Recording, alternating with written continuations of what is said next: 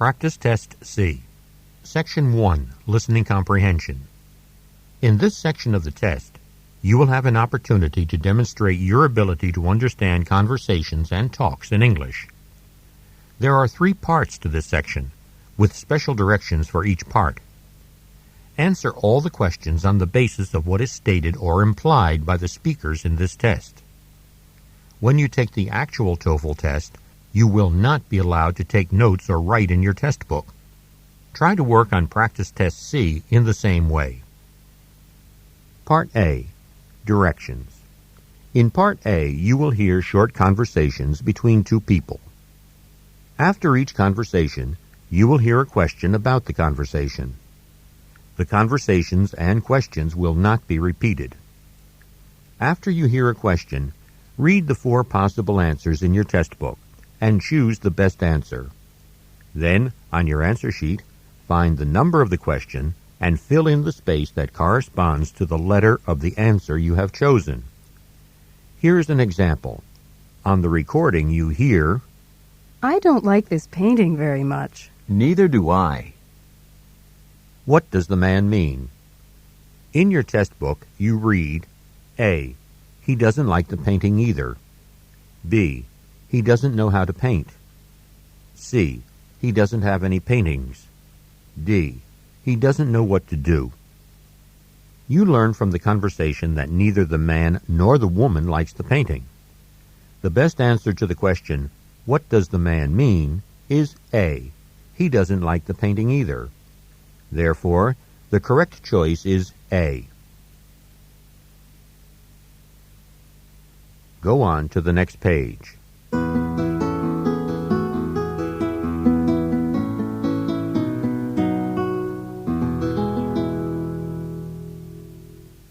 Now we will begin Part A with the first conversation.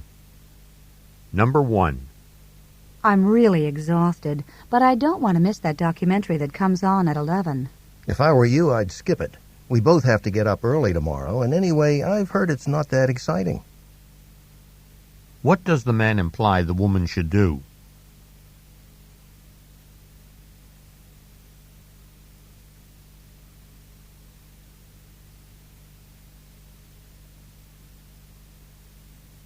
Number 2.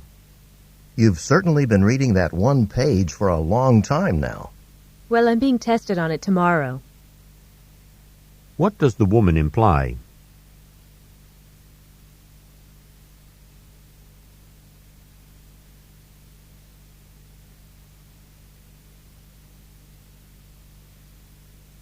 Number 3. The storm last night damaged some of the neighbors' roofs. I don't wonder. What does the woman mean?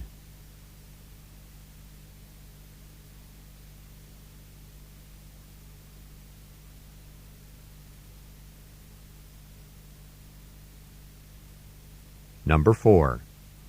The university bookstore opens at 9 in the morning. Oh, dear. I need a textbook for my 8 o'clock class today.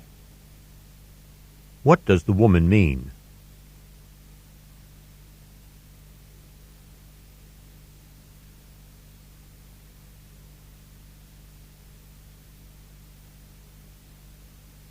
Number 5. I've been waiting all week for this concert. The Philharmonic's supposed to be excellent. And with our student discount, the tickets will be really cheap. Uh-oh. I'm afraid I left my student ID in my other purse. What does the woman imply?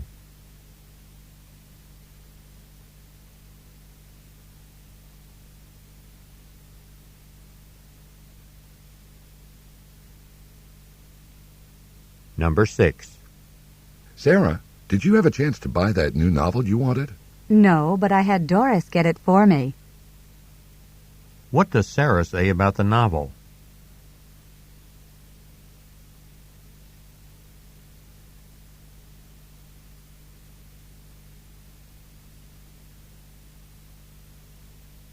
Number 7. My parents are coming to see our apartment this weekend. Looks like I'd better lend you my vacuum cleaner then. What does the woman imply?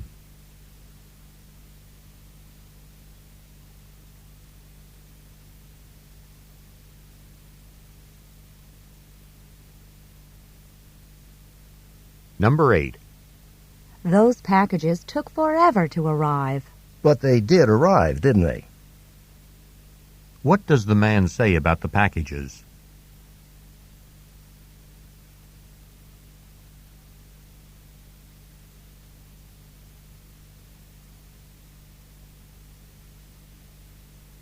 Number 9. My math assignment's due tomorrow morning, and I haven't even started it yet. I'll miss you at the party tonight. What does the woman imply?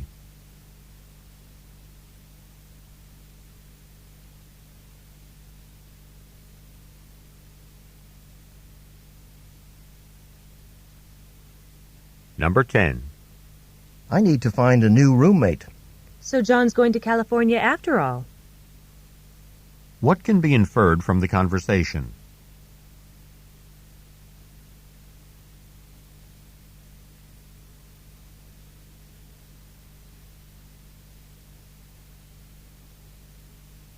Number 11. Bill has only been on the job a week and already he's acting like he's the boss. He's not going to last long with that attitude. What does the woman imply?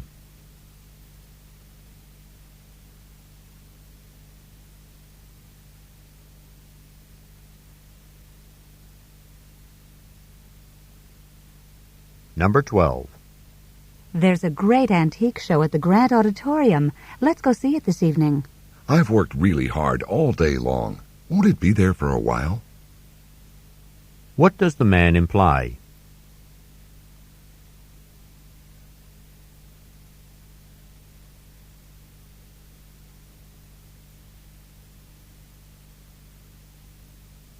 Number 13. Would you like to come to Janet's surprise party tomorrow night? I'm going to a concert tomorrow. I wish I could be in 2 places at once. What does the man mean?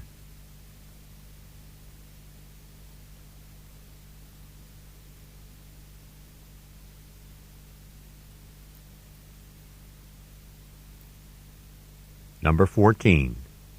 You know, every time I talk to Mary, I get the feeling she's being critical of me. Don't you think you're overreacting a bit? What does the woman mean?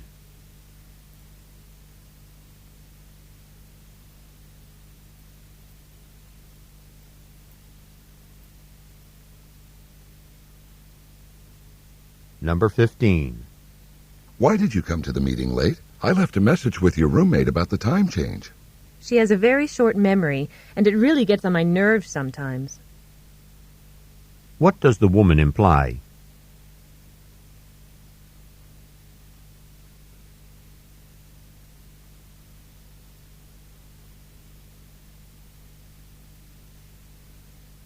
Number 16.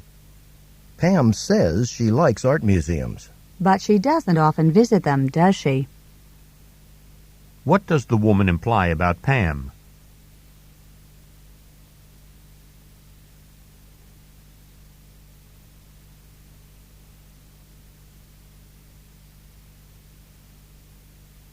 Number 17. How long's it been since you saw Becky? I bumped into her at the market just last week. What does the woman mean?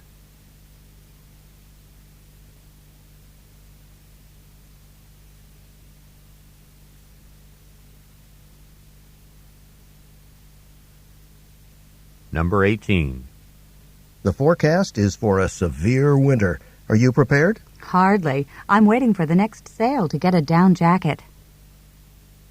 What does the woman imply?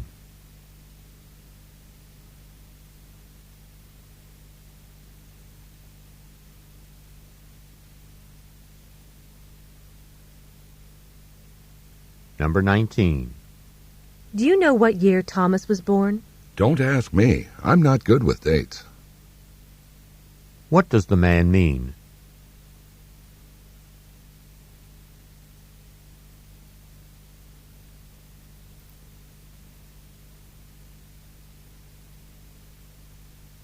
Number 20. I think I'll add that information to my paper. You really should check it out in a reference book. What does the woman imply?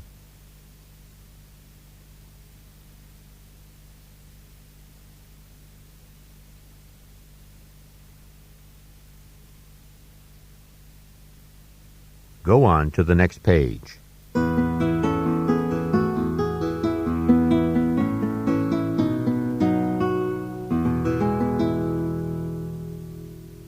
Number 21. I heard you had a barbecue down at the beach. How did it go? It poured. We had to postpone it again. What does the woman mean?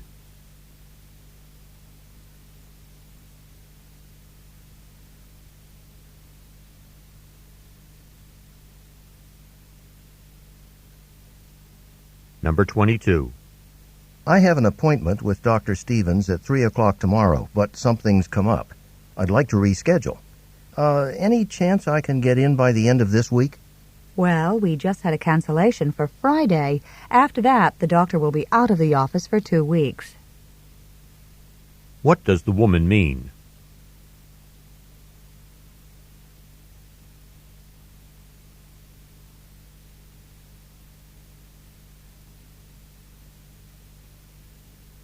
Number 23. I have to type all these reports by Monday morning. There goes your sleep this weekend. What does the man mean?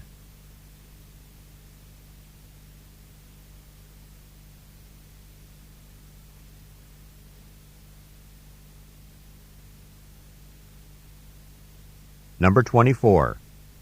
This should be State Street, up here on the left. It's not. I think you should have turned left at the last intersection. What does the woman mean?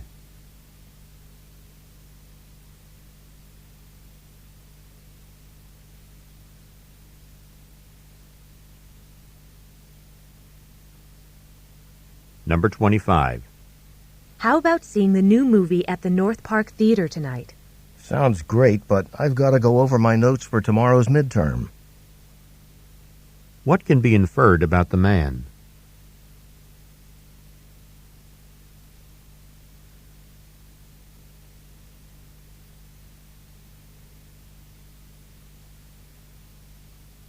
Number 26. Did you get traveler's checks to take on your vacation? Yeah, they sure beat carrying around a wallet full of big bills. What does the woman mean?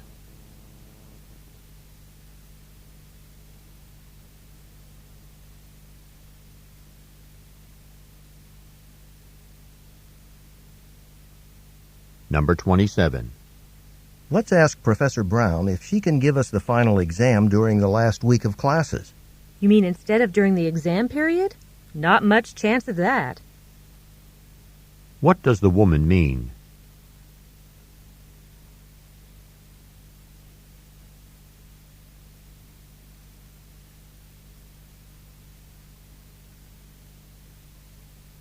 Number 28.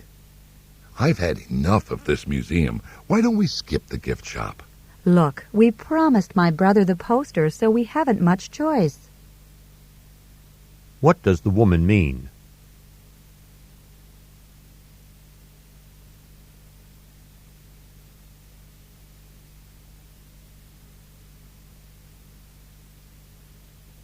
Number 29. Hey, Dan, I hear you're meeting Susan's parents for the first time. Yeah, next weekend. Fortunately, her father loves to fish, so we'll have something to talk about. What can be inferred about Dan?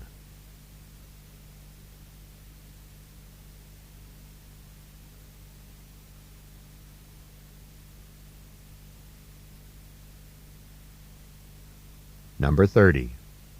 I need to find a dermatologist. You're familiar with Dr. Smith. Do you recommend her? Well, I've been seen by her a few times, and the best I can say for her is she has interesting magazines in her waiting room.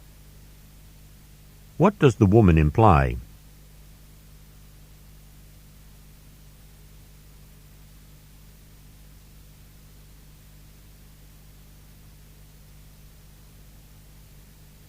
Now read along as the directions for Part B are being read. Part B, Directions. In this part of the test, you will hear longer conversations. After each conversation, you will hear several questions. The conversations and questions will not be repeated.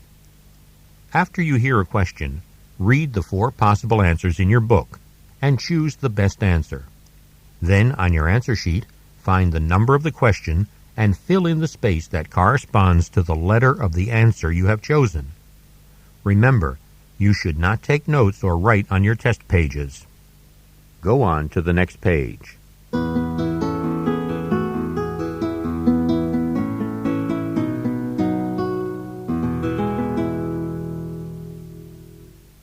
Now we will begin Part B with the first conversation.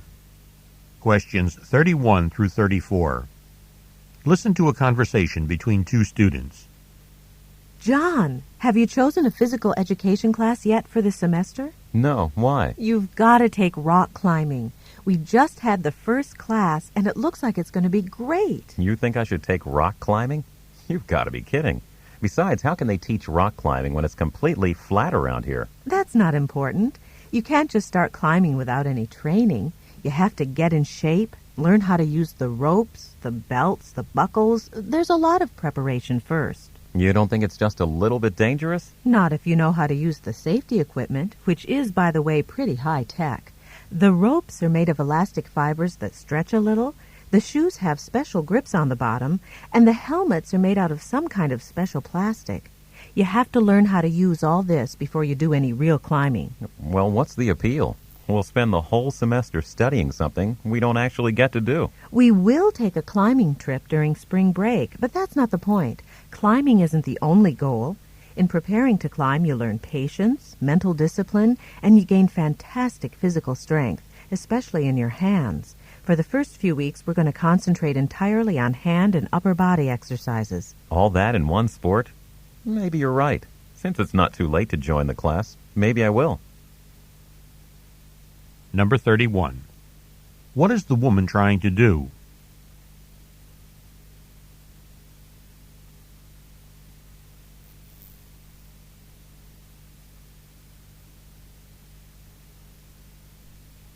Number 32.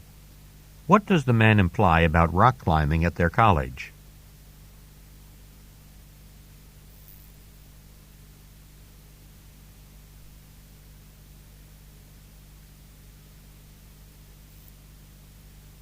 Number 33. Why is the woman interested in rock climbing?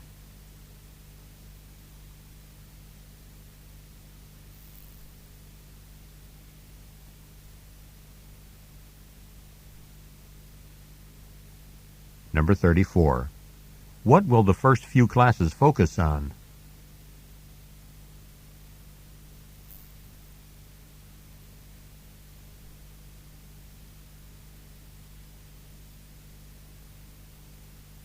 Questions 35 through 39. Listen to a conversation.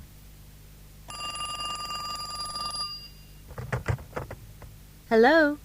Hi, Sally. This is Phil. Great to hear from you, Phil. How have you been doing? To tell you the truth, I'm very worried about our final examinations next month. For one thing, I can't sleep. I sympathize. I went through the same thing last year. That's exactly why I'm calling you. Do you have any suggestions for coping with anxiety? You know how I hate exams. Well, last year the university offered a stress management course at about this time. Have you been in contact with the student health services? No, I haven't had time. Funny, isn't it? Just when students need help most, we can't afford the time to get it. Well, perhaps I should find out more about this stress management course. Things have got to get better. I suggest you call the health services tomorrow. They open at 9 a.m. Thanks, Sally. I'll let you know how it goes. Best of luck, and have a good night's sleep. That's easier said than done. Number 35. What is the main topic of the conversation?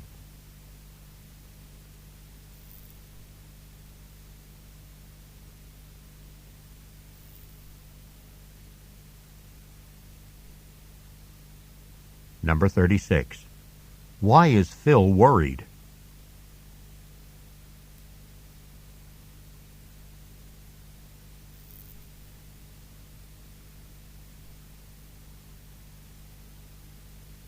Number 37.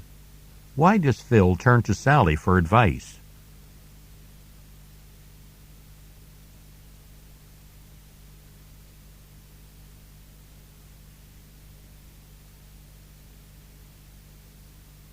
Number 38. Why has Phil not contacted the Student Health Services?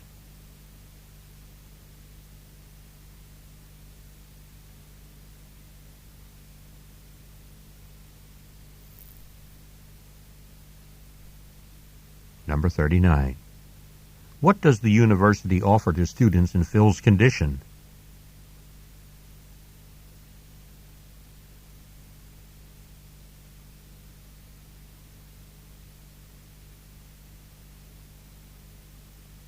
This is the end of Part B.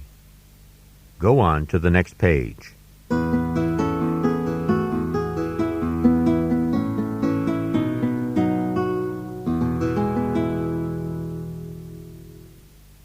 Now read along as the directions for Part C are being read. Part C, Directions.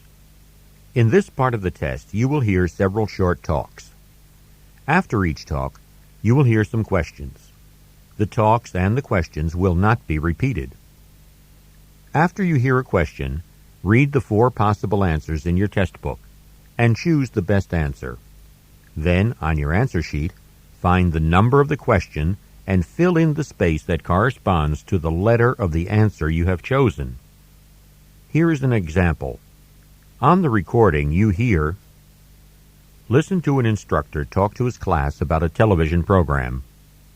I'd like to tell you about an interesting TV program that'll be shown this coming Thursday. It'll be on from 9 to 10 p.m. on Channel 4. It's part of a series called Mysteries of Human Biology. The subject of the program is the human brain, how it functions, and how it can malfunction. Topics that will be covered are dreams, memory, and depression. These topics are illustrated with outstanding computer animation that makes the explanations easy to follow. Make an effort to see this show. Since we've been studying the nervous system in class, I know you'll find it very helpful.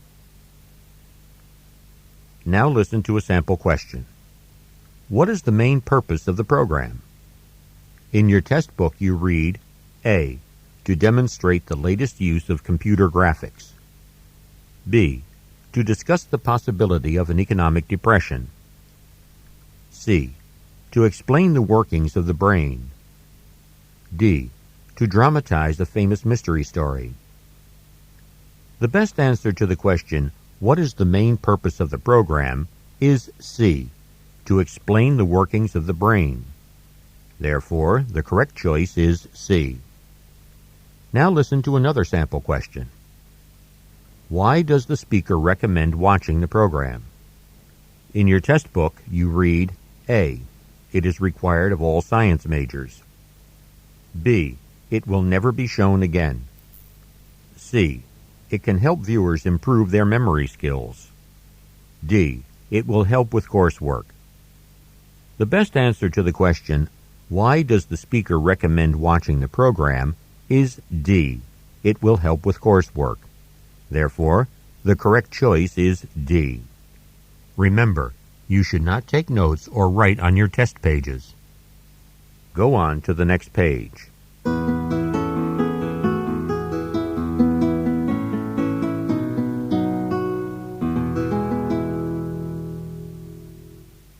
Now we will begin Part C with the first talk. Questions 40 through 43. Listen to a museum guide describe one of the new museum exhibits. We've just seen 2 contemporary large birds that cannot fly, the emu and the ostrich. Over here is an interesting specimen from the past. This stuffed animal is not the giant penguin it appears to be, but an auk. This particular kind of auk is very rare. Only 78 skins are known to exist, and most are not preserved as well as this one.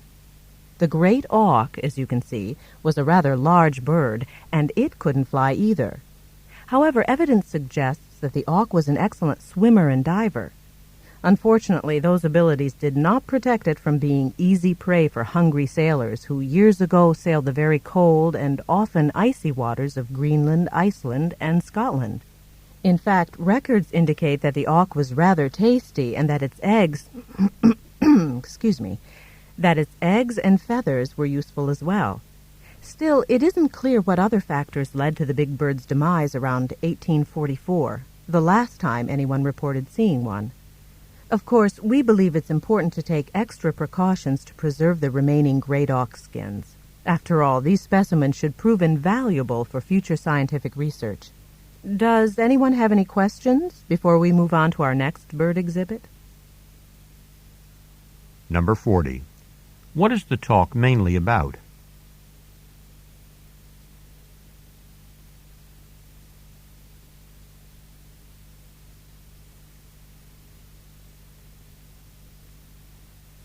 Number 41.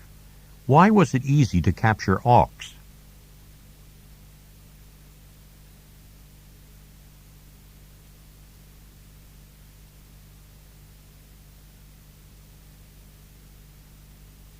Number 42. Why did the sailors hunt the auk?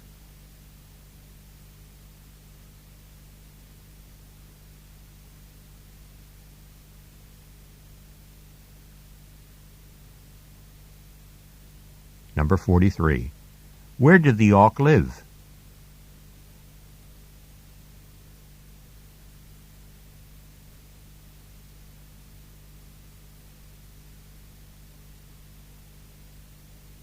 Questions 44 through 46. Listen to a presentation being given in a geology class. I'd like to begin by thanking Dr. Kane for inviting me to be here today.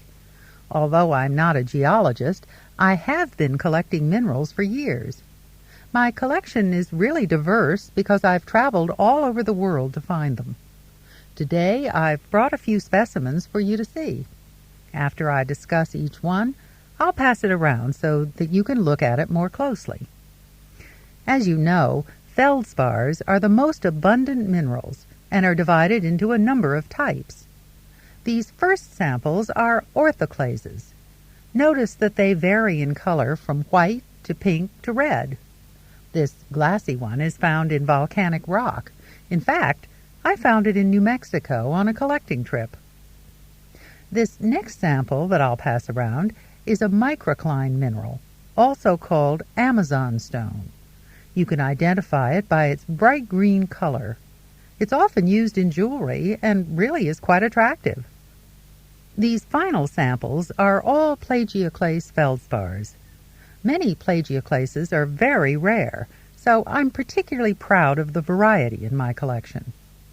I've also brought a few slides of some larger mineral samples, and if you'll turn out the lights now, I'd like to show them to you. Number 44.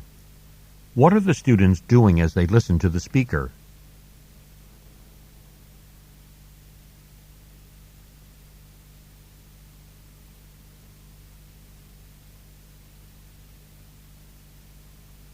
Number 45. How did the speaker acquire all her minerals?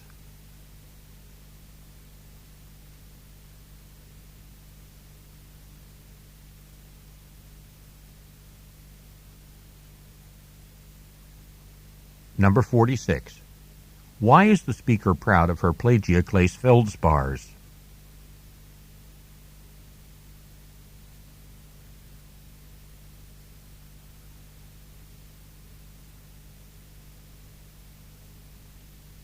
Questions 47 through 50.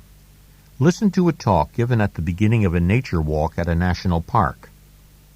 Welcome to Yellowstone National Park. Before we begin our nature walk today, I'd like to give you a short history of our National Park Service. The National Park Service began in the late 1800s.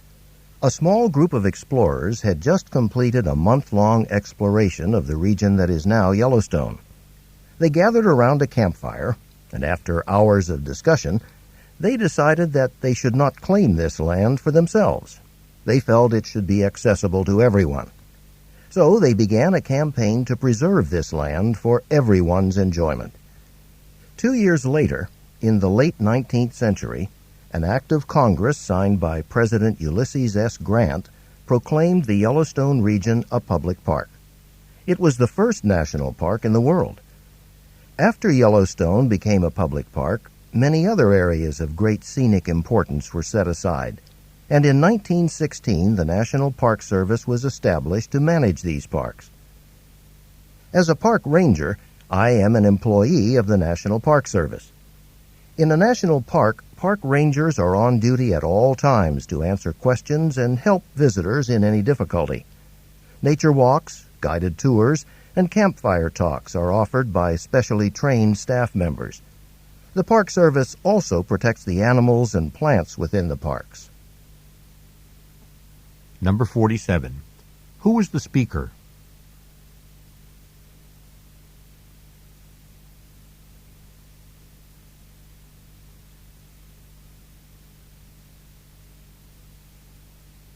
Number 48. According to the speaker, who originated the idea of a public park?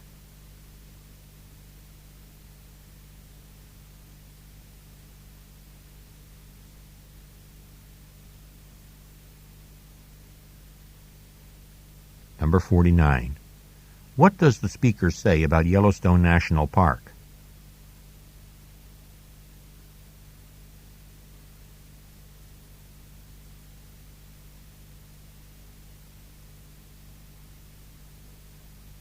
Number 50. According to the speaker, what is one of the duties of a park ranger?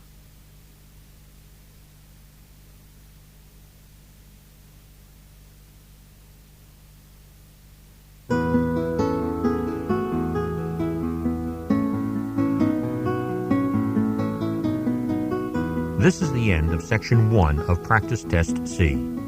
Turn off your cassette player and begin work on Section 2.